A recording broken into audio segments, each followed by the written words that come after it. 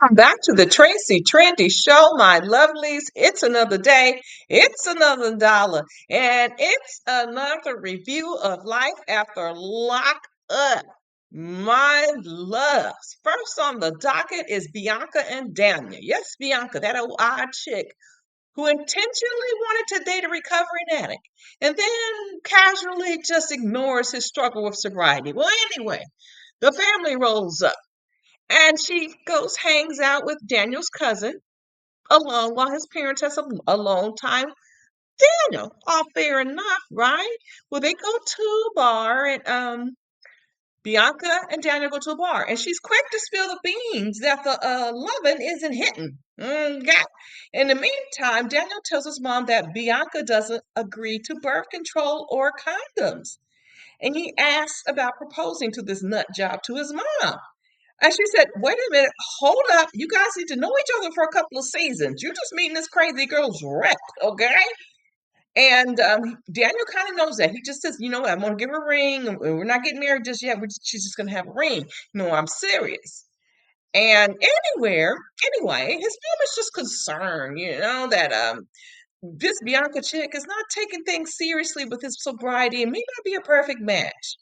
Anyway, 30 minutes later, we're back to Daniel's cousin and Bianca.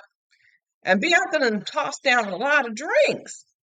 And anyway, we're like, if you're thinking you might be or you want to be preggers, why are you guzzling down so many drinks?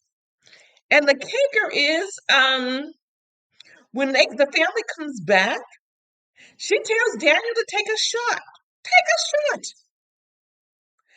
front of everyone. And I'm floored when he doesn't want, and then she's floored when he doesn't want to kiss her because she's got the alcohol breath. It seems like she's intentionally trying to do something. It seems like she's got some kind of personality disorder. I mean, she is not quite all there upstairs. And I think she knows what she's doing. And she wants this man to fall off the wagon. And then she's all like, I'm good to drive, but she's known she done threw back a lot. And I don't understand is what she's trying to recreate the past because she almost died from a drunk driver. And why does she want to get behind the wheel intoxicated? And there's no apologies that she's triggering her boyfriend. She just laughs and tells him that's his own problem. And I swear, if Danny doesn't run from this nut job, I don't know what to say, but this is not a good fit. It is obvious that this girl is on either on a death wish or something, or I don't understand why she would pick an addict of all the guys to go look for her.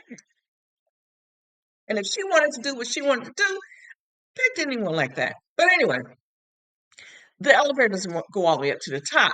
And let's move on to Mike and Justine. All right. Punch and hole Mike. All right. Kids don't know how to communicate. And what does he show? He doesn't know how to communicate with them either, so he punches holes in the walls. And when the production crew asks him why is he punching holes, and he says the kids don't know how hard he works to buy things. And he's mad that Justine is a high risk and that he's also really mad that he has to put his rap career on the back burner. And life isn't easy as he wants it to be. Still stuck on the rap career he put on the back burner because I'm like, uh I don't see the career happening. I see the drink that you want to be, but I don't see a career. But anyway, it's just life, and I don't understand why he's tripping out. You don't have these thousands of kids, and there's going to be millions of problems. And he tells Justine the kids need to go to boot camp, and she says you need to effectively communicate. I mean, that's all good and dandy, but you got to learn how to parent and learn how to do this stuff. And okay, then Justine, in her infinite wisdom, she knows so much at one point, and then in the next thing, she rolls up to Kylie and tells her the doctor wants her to have a will. And she tells her daughter that she thinks she's the better fit to step in her place in case she's meets the pearly gates. She wants her to raise her boys than their father. Fathers, plural, or Mike. All right. And Kylie was like, hold up, wait a minute. I'm just feeling myself in this new life and my new freedom. I don't think I'm ready to give that up because you and Mike didn't think things through. She said it's very selfish to throw caution to the wind, and I have to agree. And then on the other hand, Mike's daughter was like, wait a minute. Don't and when Mike revealed that, they're pregnant, she was like, don't you know you have kids that aren't living with you? Why are you making more? So these kids are way more intelligent than their folks. All right. Moving on to Kimberly and Joey.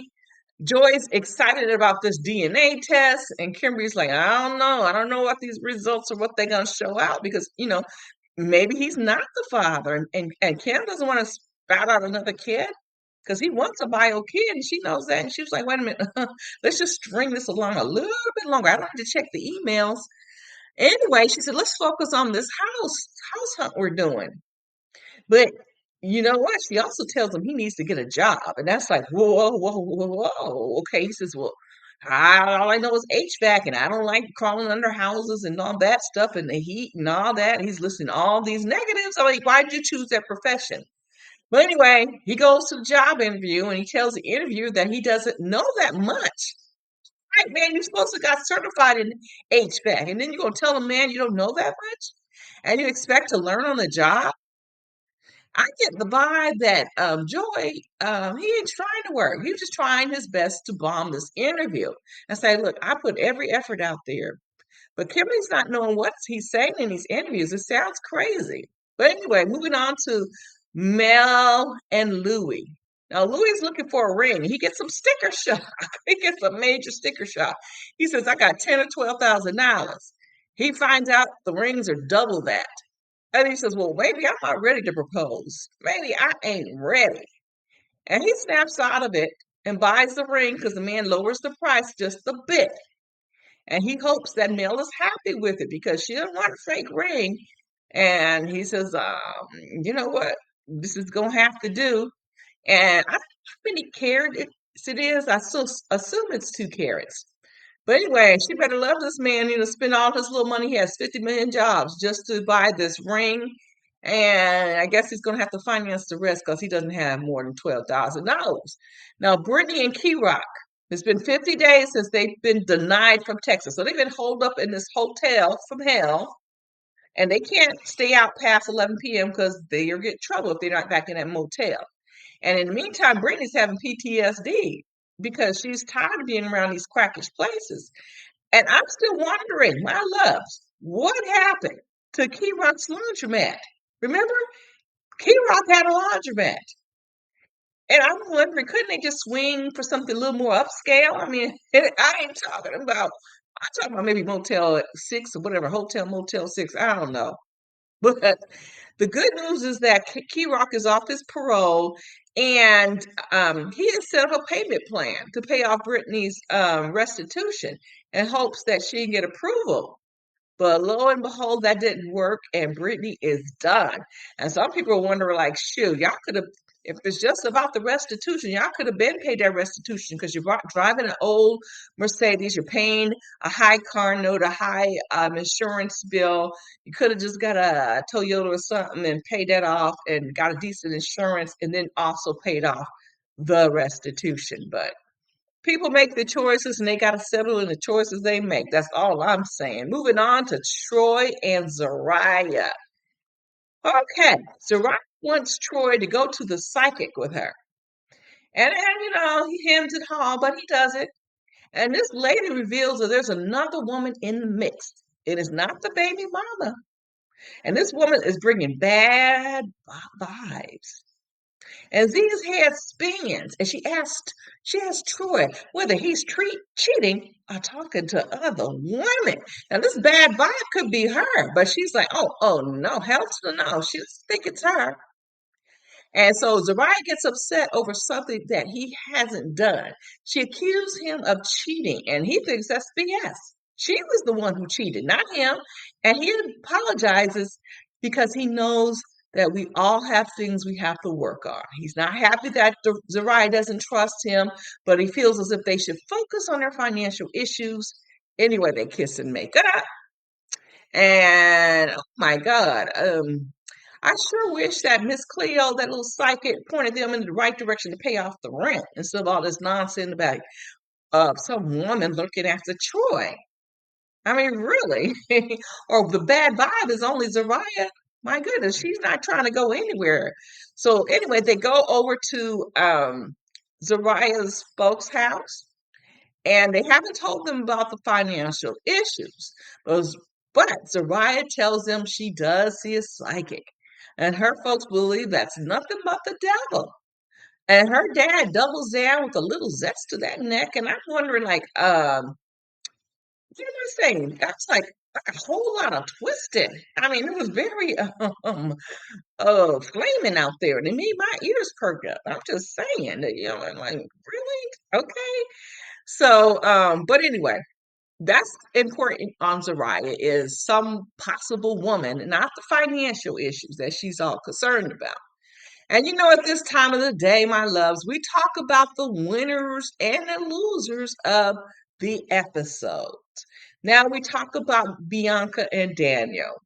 Bianca's having the time of her life. She's not studying Daniel, not one bit. And Daniel's kind of getting kind of losing because he's got to really like do double time on his struggle with his sobriety.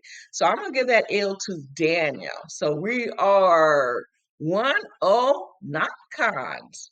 Now we're moving on to Mike and Justine. Mike is totally losing it, doesn't know how to handle the kids in just regular situations. And Justine, the smarter of the two, supposedly, is just trying to pawn off her responsibility on her daughter. And her daughter's like, well, wait a minute now. I don't want your responsibilities. I'm just trying to live my life out here. So I don't know who wins, Mike or Justine. I'm going to call that one a draw, and I will not be counting that as a point. Moving on to Kimberly and Joey. Hmm. I'm going to give that point to Joey. Joey finessed that interview, and he knows he's not going to get the job. So there we are, tied 1-1. Non-cons and cons are tied. Now we're at Melissa and Louie. Louie, sticker shock, buckles down. He takes the L and shells out some more dough. He takes the L in his wallet. So I'm going to give the point to the non-cons. So we're at 2-1. 2-1. The non-cons are ahead for once. Now we're at Brittany and Key Rock. Okay. Key Rock got good news. He's off parole. He's a free man. But on the other hand, Brittany, she still has papers and she has that restitution to pay. So she is taking the L. So now we're back tied 2-2. Now Troy and Zariah. Who is winning? This could break the tie. I think Troy's gonna take this L. He's gonna take the L. All he does is have to like take the verbal beating of Zariah, and he just takes it. So I'm going to give the point to the non-con. So Zariah wins. Troy takes the L, and I think, my loves, I do believe for the first time ever, the non-cons win this episode. My loves, the non-cons are something else this season. All right, my loves, you know what you gotta do. You gotta drop a line. You gotta share. You gotta like the video. Okay, drop a line and share and care, and always hit that notification bell. And I'll catch you all out on the flip side. Then